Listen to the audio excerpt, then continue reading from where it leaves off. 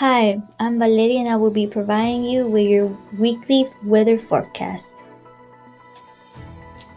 This week we have a pretty hot sunny week with high temperatures up to 90 degrees Fahrenheit. Monday and Tuesday will begin at the 90 degrees and Wednesday to Friday will start to go below the 90 degrees.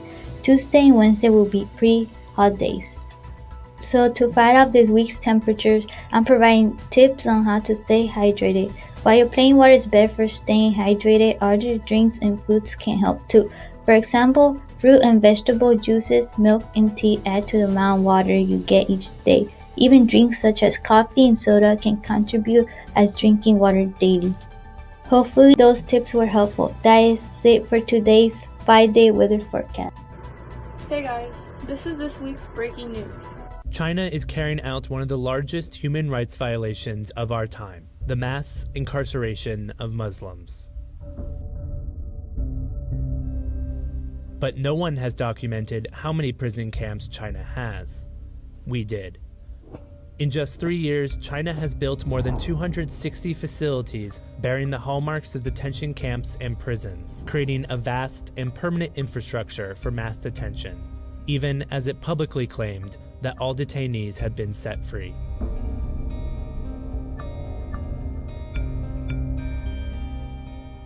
What we've seen is a kind of gradual ramping up of what the government has called the Strike Hard campaign, which is intended to target terrorism and extremist thought in the region. Government views expressions of ethnic minority cultures, including practicing religion if you're a Muslim, having certain kinds of books, downloading banned apps, as signals of extremist thought that they seek to eradicate.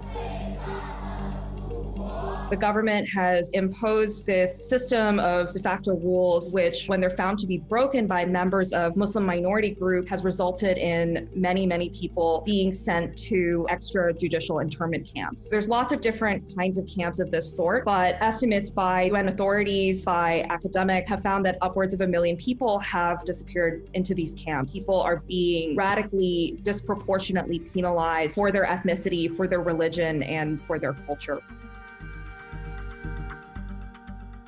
I tried to seek out former detainees and learn from them where they were held, what they remembered about their experiences. I asked a lot of questions about what they remembered about where they were taken, if they had recognized the compound, what it looked like inside. And then we went back then to the satellite images and tried to put together from somebody's memory, where might this have been? And then we would try to find street view photos of places around the camp and then try to take it back to that detainee and say, like, does this look familiar? Like, what do you think about this?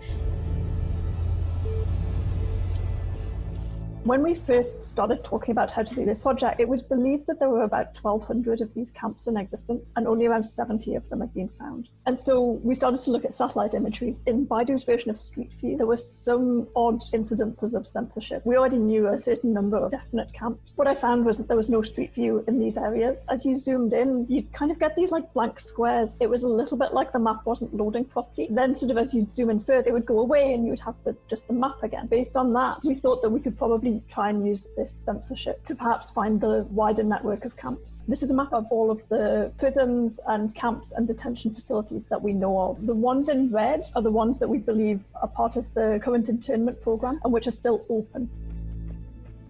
There's 268 which are newly built since 2017.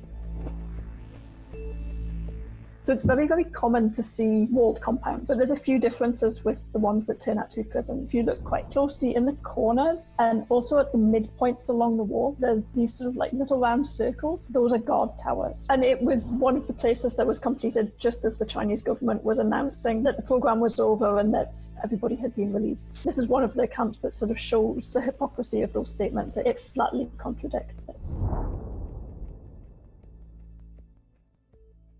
There's a lot that's known already about what happens in the camps in terms of things like abuses, people being held in solitary confinement, being beaten, interrogated for hours at a time, being deprived of food, being deprived of sleep, women being forced to take birth control, even forced sterilization. I fully expected people to talk primarily about those things, but one thing that surprised me is that almost everyone I spoke to said that some of the most difficult things that happened to them were actually not physical abuses, but were just the psychological torture of being held for not having broken a law, never having been arrested, never having been told what their crime was. Many of these people are lifelong law-abiding citizens. I interviewed people who are grandparents, some people who were government officials even. All of these people were sort of deeply ashamed to have been treated like they had transgressed within the system. They just couldn't believe the kind of indignities that were heaped on them. All of those things, unfortunately, were common based on the interviews that I did. Hi, Stallions. Well, I have another special guest. It's Miss Fukuyama, or to some of you, Coach Fuki, or Mama Fuki. How are Hey, you doing? good. How are you? I'm good as well. What studying tip can you give your students? The one that really helps me is I don't study as much anymore, but what really helps me is making like to-do lists.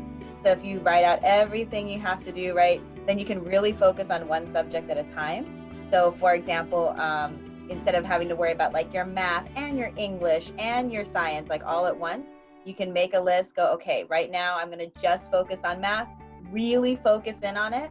And then that way, once you're done with it, you kind of put it to the side and then focus on your next subject. So then that way you're really engaging with that one subject at a time. What is a life lesson you would give to your students? The life lesson I would give to my students would be to kind of get into a place where they can make their own decisions for themselves. So, you know, it's really tough, right? Like you have your parents telling you something, you have society telling you things, you even have like teachers telling you certain things that you should be doing. But at the end of the day, right, you're the only one that's going to be there for your entire life, right? You might have siblings or friends or family, but you're the only one that's going to be there for yourself your entire life. So when you're doing things in school and you're making some of the decisions even now, it's going to have a long life effect, and the only one it's going to affect is you. Like if you choose not to turn in an assignment, you choose to fail a class, it's only going to affect you, right? Your parents might be upset a little bit, but at the end of the day, right, if you can't have those opportunities open to you at the end, you're the only one that's going to have to work with it later. So I think really just making whatever decisions are best for you versus best for somebody else or trying to live somebody else's dream. I think that's probably the best like life lesson. This is Wendy, your school news reporter. Now let's go with the weekly announcements. Check out our Instagram. We will be having quizzes about ARB staff, there will be prizes, and you can be the lucky winner. The winner will be the first to answer and get 100% on the quiz. Hey Stallions! Today we'll be talking about the upcoming Lunch Bunch events. So stay tuned to hear some of your favorite activities.